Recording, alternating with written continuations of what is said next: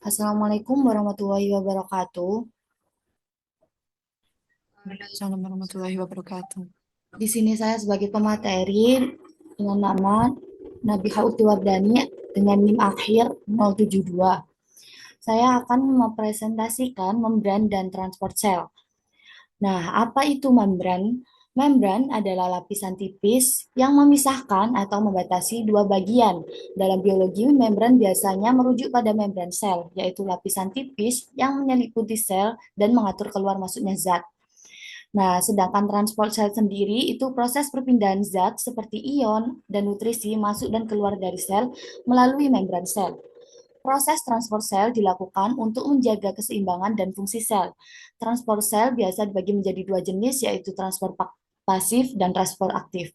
Hal tersebut akan dijelaskan nanti setelah menjelaskan membran sel itu sendiri.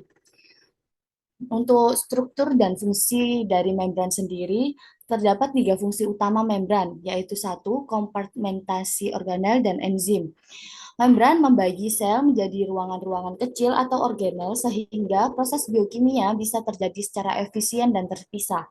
Yang nomor dua yaitu peraturan transportasi. Di sini membran akan mengontrol apa yang boleh masuk atau keluar dari sel dan organel, serta menjaga keseimbangan zat di dalam sel. Selanjutnya yang ketiga ada deteksi dan transmisi sinyal di dalam dan antar sel. Itu membran mempunyai reseptor yang bisa menangkap sinyal seperti hormon, lalu meneruskan informasi ke dalam sel agar sel bisa merespon dengan cepat. Contohnya yaitu membran sel darah merah atau eritrosit ghost atau empty red blood cell. Nah, dan nomor dua yaitu membran sel amoeba. Next. Membran sel mampu bertukar materi dengan lingkungannya melalui proses eksositosis atau padatan dikeluarkan dan endositosis atau padatan dimasukkan ke dalam sel. Endositosis terjadi ketika sel eukariotik menelan tubuh ekstraseluler dan itu terjadi pada amoeba. Gambar tersebut menjelaskan proses endositosis pada amoeba, yaitu cara sel mengambil zat padat dari lingkungan sekitarnya. Pada gambar tersebut, amoeba mendekati benda padat yang ditandai dengan simbol yang berwarna merah. Selanjutnya, membran sel akan membungkus benda tersebut, sehingga benda padat tersebut masuk ke dalam sel dengan dibungkus oleh vesikel. Selanjutnya, ada tipe membran sel. Yang pertama ada Charles Overton pada tahun 1895, dua Garner and Grandels Villiers 1925, yang ketiga ada Dawson dan Danieli Sandwich 1935, yang keempat ada model membran unit Robertson, yang kelima ada The Fluid Mosaic Model atau yang diflorkan oleh Singer Nicholson pada tahun 1972, dan yang keenam ada model mutakhir membran sel, dan ada yang keenam ada model mutakhir membran sel. Selanjutnya,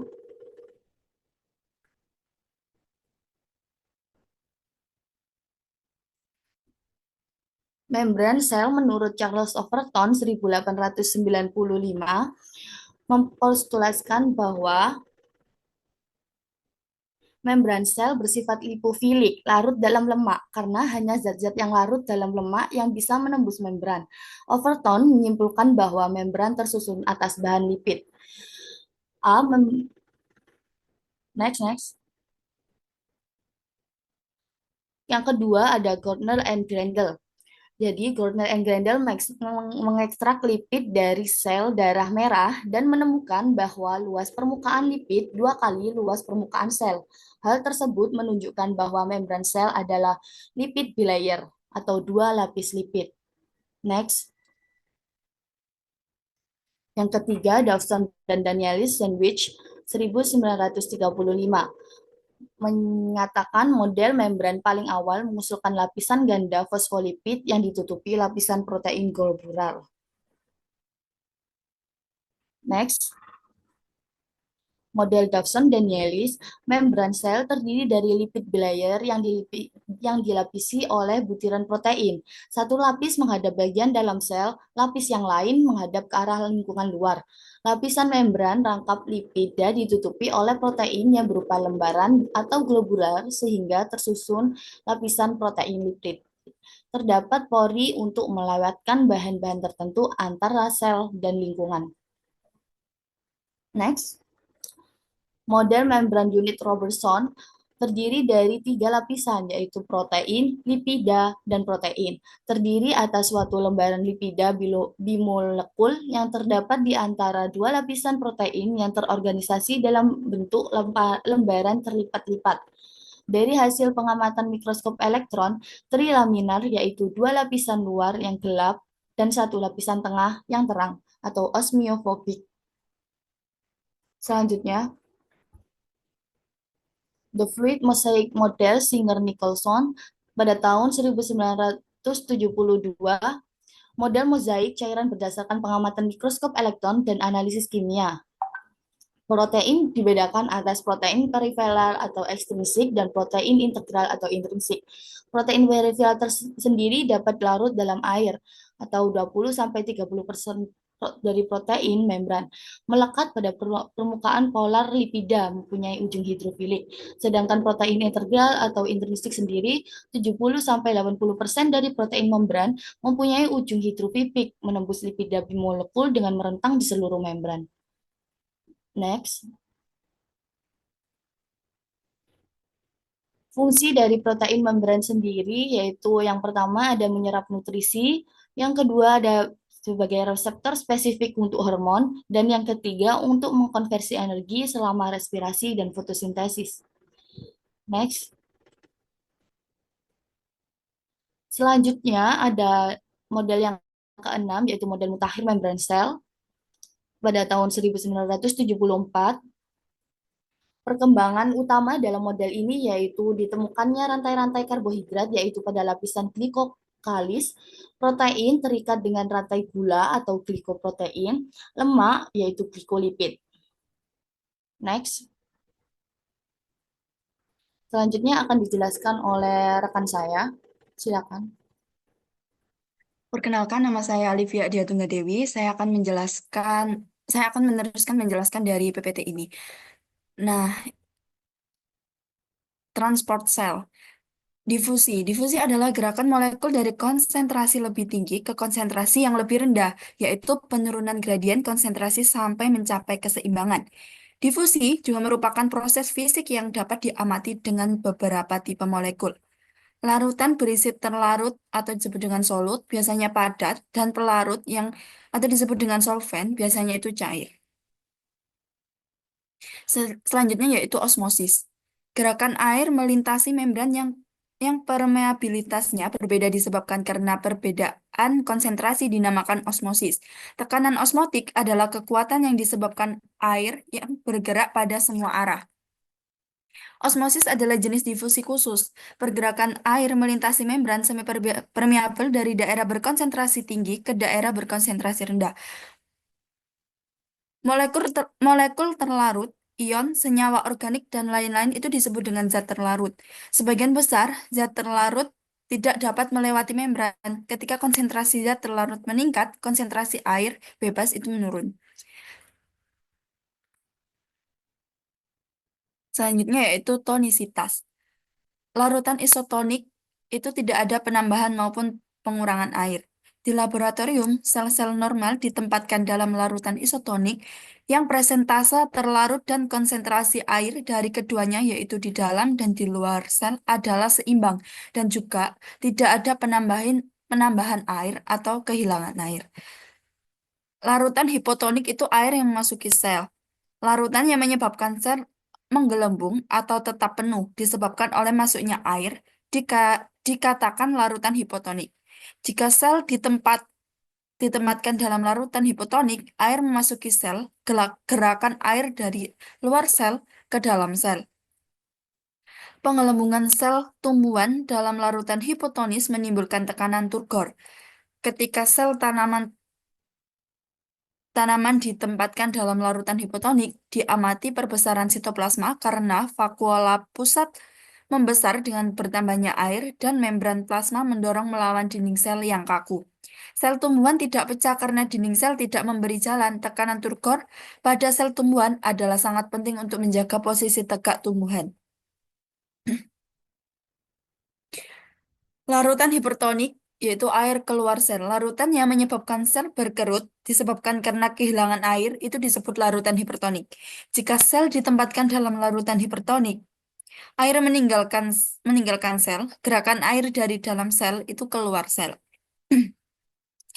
Ketika sel tanaman ditempatkan dalam larutan hipertonik, membran plasma tertarik keluar dari dinding sel seperti vakuola pusat yang besar telah kehilangan air. Contohnya ini yaitu plasmolisis. Selanjutnya yaitu transport dengan protein pembawa. Protein pembawa spesifik masing-masing dapat dikombinasi dengan tipe molekul tertentu, kemudian ditransportasikan langsung ke membran. Fungsi dari protein pembawa itu yaitu yang pertama, melakukan perubahan dalam bentuk pergerakan molekul melintasi membran. Yang kedua yaitu diperlukan untuk transport terfasilitasi dan transport aktif. Transport terfasilitasi itu memfasilitasi molekul-molekul seperti glukosa dan asam amino melintasi membran. Fasilitatornya adalah protein pembawa yang reversibel. Model memperlihatkan bahwa setelah pembawa membantu gerakan molekul ke sisi membran, ini bebas membantu lewatnya molekul lain yang serupa. Adapun mekanisme transport terfasilitasi, yaitu yang pertama, protein pembawa merubah bentuk molekulnya disesuaikan dengan molekul yang dibawa. Yang kedua, setelah glukosa diikat, glukosa akan diantar ke sitoplasma. Yang ketiga, yaitu setelah glukosa dilepaskan ke dalam sitoplasma sel. Dan yang keempat, pembawa kembali menyesuaikan pembentuknya sehingga ia dapat terikat dengan glukosa lagi. Transport aktif. Saat transport aktif, ion-ion atau molekul-molekul akan bergerak menembus membran, mengakumulasikan baik ke sisi dalam maupun keluar sel. Substansi substansi ini bergerak ke daerah yang konsentrasinya lebih tinggi, sebenarnya berlawanan dengan proses difusi. Kira-kira lebih dari 40% suplai energi dari sel-sel digunakan transport aktif untuk melintasi membran sel. Kedua pembawa yaitu protein dan pengeluaran energi diperlukan untuk transport molekul melawan gradien konsentrasi. Fungsi energi molekul-molekul ATP pada transport aktif yaitu yang pertama, mengubah bentuk protein pompa dan menyimpan substansi pada sisi lain dari membran. Yang kedua, yaitu untuk menggerakkan substansi melawan gradien konsentrasi, contohnya yaitu sel-sel ginjal, mempunyai banyak mitokondria di dekat membran untuk suplai energi. Protein yang terlibat dalam transport aktif biasanya dinamakan protein pompa.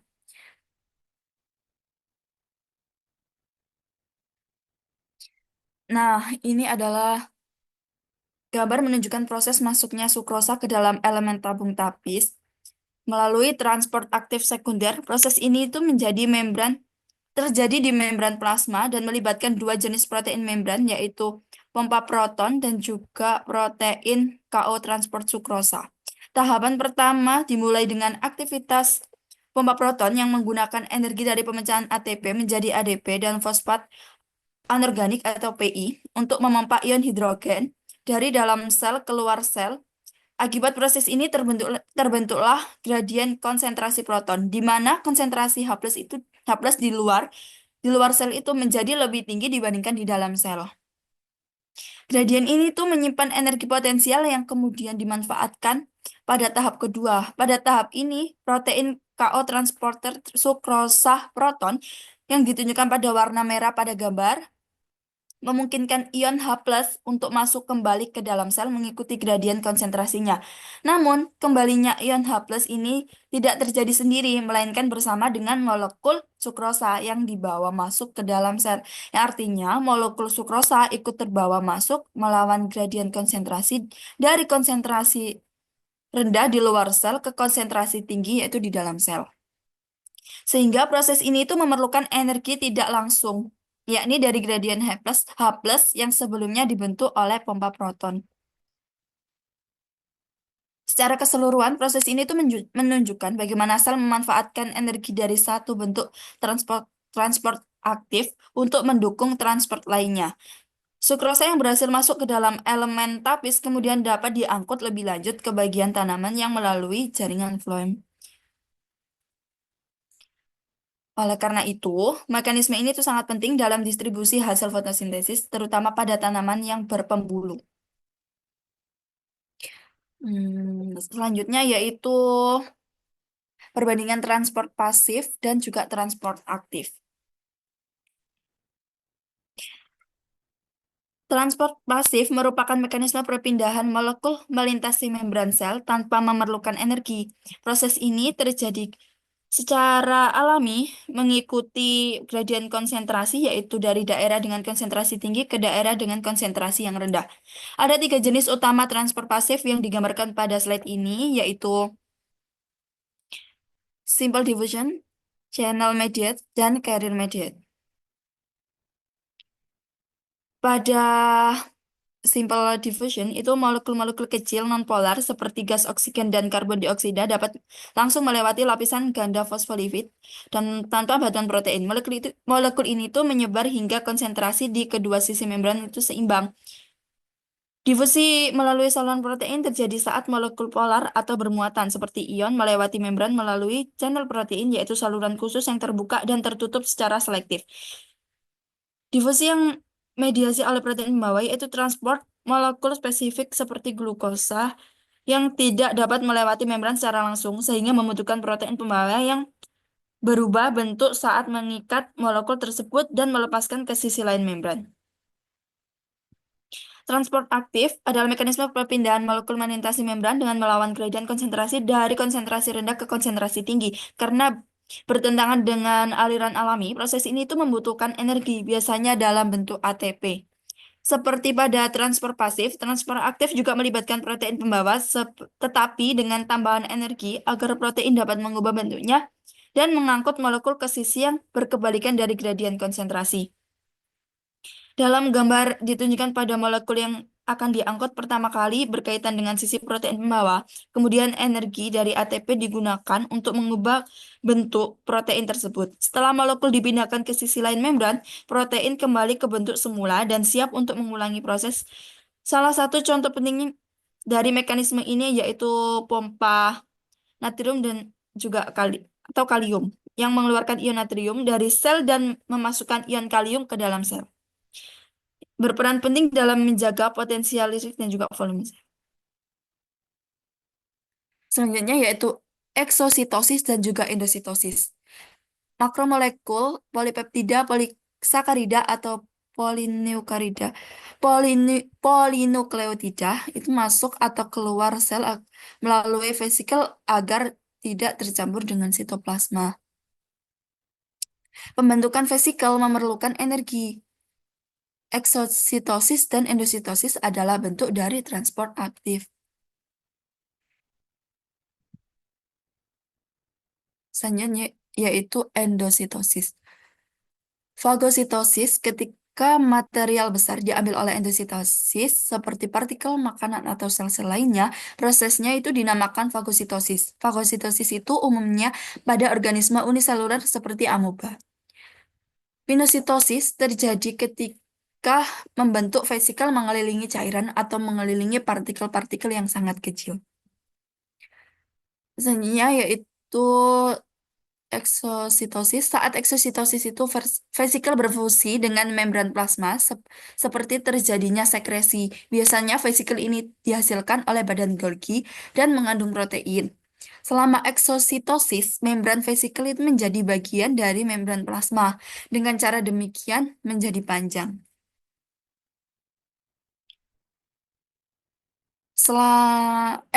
Eksositosis terjadi secara otomatis selama pertumbuhan sel. Protein dilepaskan dari vesikel yang mengikat permukaan sel atau menjadi tergabung dalam matriks ekstraseluler. Beberapa berdifusi ke dalam cairan jaringan yang memberi makanan atau sinyal sel-sel lainnya. Reseptor mediat endositosis. Reseptor mediat endositosis adalah bentuk pinositosis yang cukup spesifik karena ia menggunakan protein reseptor bentuk melalui molekul spesifik seperti vitamin, hormon peptida, atau lipoprotein yang dapat mengikatnya. Reseptor untuk substansi ini ditemukan pada satu tempat dalam membran plasma. Tempat ini itu dinamakan coated pit karena di situ ada lapisan protein khusus dalam cytoplasmic site of pit. Sekali terbentuk, vesikel tidak diselubungi dan dapat berdifusi dengan lisosom atau kosong. Vesikel dapat menggunakan kembali reseptor untuk membran plasma. Nah, berikut ini adalah rangkuman transport sel. Jenis transport yaitu pasif, namanya yaitu difusi. Arahnya yaitu ke arah konsentrasi lebih rendah. Persyaratannya yaitu gradien konsentrasi dan contohnya molekul yang dapat larut dalam lemak, air, dan gas-gas. Selanjutnya itu transfer terfasilitasi. Arahnya itu ke arah konsentrasi yang lebih rendah. Persyaratannya saluran-saluran atau pembawa dan gradien konsentrasi. Contohnya itu beberapa gula dan asam-asam amino. Jenis transport lainnya yaitu aktif. Namanya yaitu transport aktif perlu energi. Arahnya ke konsentrasi yang lebih tinggi. Persyaratannya yaitu pembawa pembawa plus ATP. Contohnya yaitu gula, asam amino, dan ion-ion. Selanjutnya yaitu eksositosis perlu energi yaitu arahnya ke arah luar. Syaratnya yaitu vesikel berfungsi dengan membran plasma, contohnya makromolekul. Dan terakhir endositosis perlu energi, arahnya keluar ke arah dalam. Persyaratannya yaitu pembentukan vesikel dan juga contohnya makromolekul. Nah, terima kasih. Selanjutnya, apakah ada pertanyaan? Bertanya. Iya, silakan. Perkenalkan, nama saya Wiwin Sugiati dengan NIM akhir 052. Izin bertanya, pada saat dia menjelaskan transport terfasilitasi, kan tadi dikatakan bahwa protein pembawa merubah bentuknya. Dan mengapa protein pembawa itu harus merubah bentuk molekulnya? Dan apakah yang terjadi jika tidak berubah bentuk molekulnya? Terima kasih. Baik, terima kasih atas pertanyaannya. Minta tolong pada Olivia untuk menggeser ke slide yang halaman 19. Jadi pertanyaannya, mengapa protein pembawa harus mengubah bentuk dan apakah yang terjadi jika tidak berubah bentuk molekulnya? Jadi protein pembawa harus berubah bentuk supaya bisa mengantar molekul dari luar ke dalam sel atau sebaliknya. Diibaratkan seperti pintu otomatis yang menggunakan sensor dan hanya mampu terbuka saat ada orang mendekat. Protein pembawa akan membuka diri ketika molekul menempel padanya, lalu mengubah bentuk untuk melepaskan molekul tersebut di sisi lain membran. Nah, jika protein pembawa tidak mengalami perubahan bentuk, maka molekul tidak dapat dipindahkan melintasi membran. Jadi, proses transportasi zat yang dibutuhkan oleh sel tidak dapat berlangsung. Apakah sudah menjawab, Wiwin?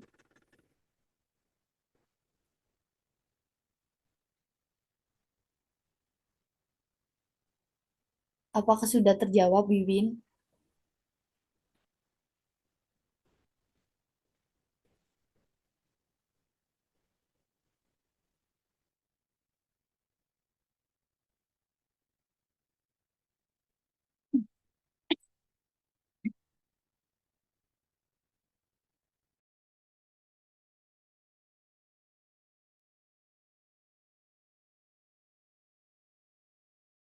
Apakah ada yang ingin ditanyakan lagi?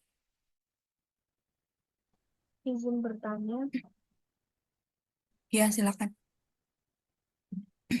sebelumnya perkenalkan nama saya Adelia Febrianti dengan NIM akhir 050. Izin bertanya bagaimana struktur fosfolipid bilayer mempengaruhi selektivitas membran terhadap molekul tertentu. Terima kasih. Baik, terima kasih atas pertanyaannya, Adele. Izin menjawab pertanyaannya ya. Struktur fosfolipid bilayer mempengaruhi selektivitas membran karena terdiri dari dua lapisan fosfolipid dengan kepala yang hidrofilik dan ekor yang hidrofobik. Bagian dalam yang hidrofobik mencegah molekul polar atau bermuatan seperti ion dan juga glukosa untuk melewati membran secara bebas. Sebaliknya, molekul kecil nonpolar dan larut dalam lemak seperti oksigen dan juga karbon dioksida dapat menembus bilayer dengan mudah. Karena itu, hanya molekul tertentu yang dapat melewati membran tanpa bantuan, sedangkan sisanya itu memerlukan protein transport khusus, menjadikan membran itu bersifat selektif. Apakah sudah menjawab? Apakah sudah mengerti? Jawabannya. Sama-sama. Makasih.